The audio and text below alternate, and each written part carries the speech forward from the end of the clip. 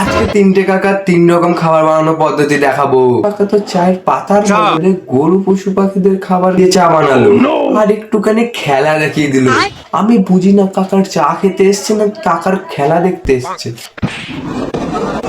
এটা তো আমিও পারি। তোমরা কে কে এই চা খেতে পারবে কমেন্টে জানাও। আমরা তো ডিম ভাজা সবাই খেয়েছি, কিন্তু কাকাটা ডিমের মধ্যে স্ট্রিং দিয়ে কখনো কি খেয়েছি আমরা? খাইনি আর দেখিও নি। আজকে তোমরা প্রথম দেখবে স্ট্রিং দিয়ে বানানো ডিম ভাজা। কখনো ডিম ভাজাতে স্ট্রিং খেয়েছো? আর যদি না খেয়ে থাকো তাহলে তোমরা এই কাকাটার কাছে আসতে পারো। ভাবা যায় একটা স্ট্রিং এর মধ্যে 6খানা ডিম। মুরগিও হাসছে। আমি জানি না এটা কোন কাস্টমার খাচ্ছে, তাকে তো আমি অনেক বড় পুরস্কার দেবো ভাই। বলি কি, স্ট্রিং এর বদলে যদি বিয়ার হতো ভর্তি কাস্টমার হয়ে যেত, কাকা বড় হয়ে যেত।